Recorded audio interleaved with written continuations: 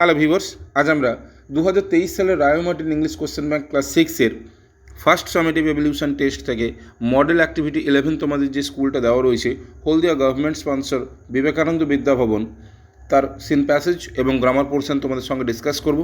So viewers, তোমরা দেখো, প্রথমত এখানে তোমাদের যে সিন প্যাসেজটা তুলে ধরা হয়েছে এটা H.G. ওয়েলসের লেখা the shop that never was থেকে নেওয়া হয়েছে। আশা করি তোমাদের সকলের খুব ভালো করে টেক্সট পড়া হয়ে গেছে। তবুও প্রশ্নগুলো সলভ করবার সুবিধার্থে জাস্ট টেক্সট প্যাসেজটা একবার দেখে নাও।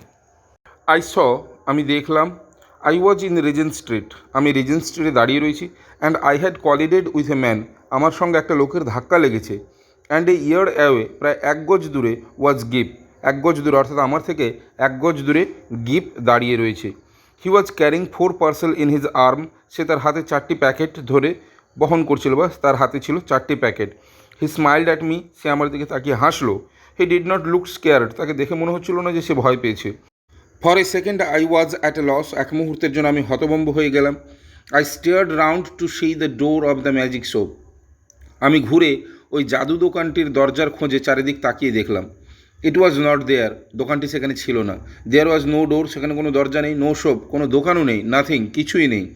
I did the only thing possible in that mental state, অর্থাৎ ওই রকম মানসিক পরিস্থিতিতে কেবলমাত্র আমার যেটা করা সম্ভব আমি তাই করলাম। I called for a cab, অর্থাৎ আমি একটি ট্যাক্সি ডাকলাম। I got in with Gip, আমি গিপের সঙ্গে ট্যাক্সিতে উঠলাম। Dad said the Gip at last, অবশেষে গিপ আমাকে বলল, বাবা, that was the proper magic shop, এটা কিন্তু একটা সত্যিকারে ম্যাজিকের দোকান বা জাদুর দোকান ছিল। সো ভিউয়ার্স, এই ছিল তোমাদের সিন প্যাসেজ। এবার এখান থেকে যে প্রশ্নগুলো দিয়েছে চলো ডিসকাস করা যাক। দেখো প্রথমে কী দিয়েছে এর দাগে, অ্যান্সার দ্য ফলোয়িং কোশ্চেন্স। প্রথম প্রশ্নটা দেখো, হোয়াট ওয়াজ গিপ ক্যারিং, গিপ কী বহন করছিল? এই লাইনটা তোমরা একটু ভালো করে দেখো। He was carrying 4 parcel in his arm, তাহলে এখানে হি বলতে গিপ, তাহলে অ্যান্সারে কী লিখবো? হি ওয়াজ ক্যারিং, অর্থাৎ Gip was carrying 4 parcel in his arm.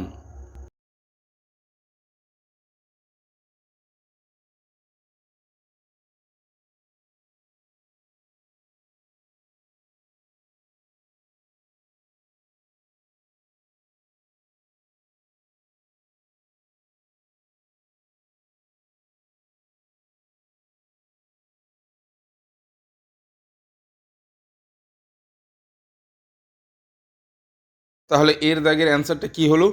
গিপ was carrying 4 parcels in his arm. Okay, এরপরে 2i-তে যে প্রশ্নটা রয়েছে, কি রয়েছে? Where did the narrator finally find himself, অর্থাৎ গল্পকথক অবশেষে নিজেকে কোথায় খুঁজে পেলেন?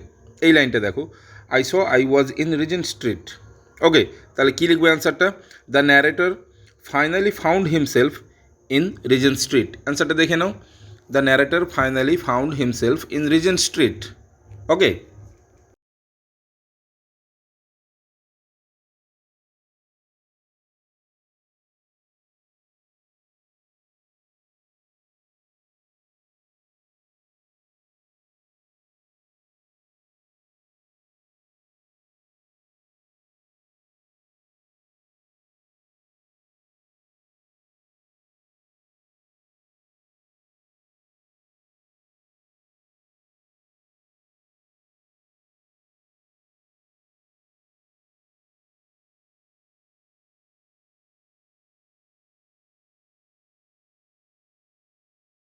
এবারে 3i কোশ্চেনটা দেখো, 3i প্রশ্নতে কী বলেছে? What happen to the shop, দোকানটার কী হয়েছিল? তাহলে অ্যান্সারটা কী লিখবো? দেখো, as it was a magic shop, যেহেতু এটা একটা ম্যাজিকের দোকান ছিল বা জাদুর দোকান ছিল, ইট ওয়াজ নট দেয়ার, সেটা সেখানে ছিল না। দেয়ার ওয়াজ নো ডোর, তার কোনো দরজাও ছিল না। নো শপ, এমনকি দোকানটাও ছিল না। নাথিং, কিছুই ছিল না, তাই না? তাই গিপের বাবা, দ্যাট মিন্স ন্যারেটর, অবাক হয়ে গিয়েছিলেন।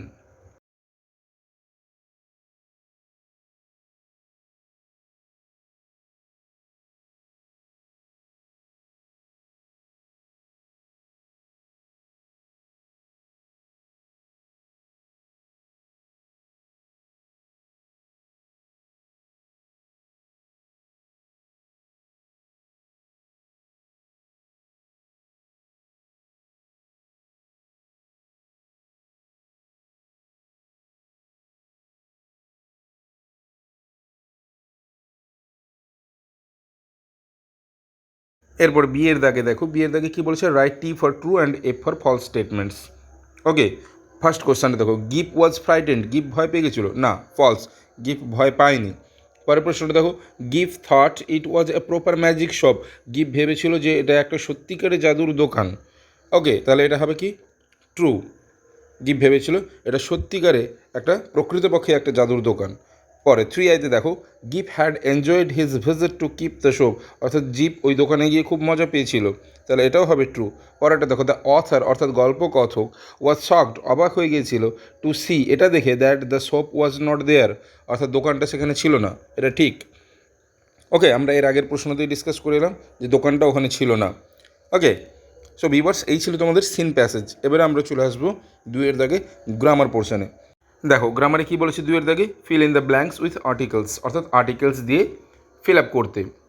প্রথমে দেখো, dash Bible is dash famous book, তাহলে কী হবে, দ্য বাইবেল, অর্থাৎ বাইবেল যেহেতু ধর্মগ্রন্থ, the Bible is a famous book. পরেটা দেখো, Bengali is dash sweet language, Bangla হয় ড্যাশ মিষ্টি ভাষা, বাংলা হয় একটি মিষ্টি ভাষা, এ।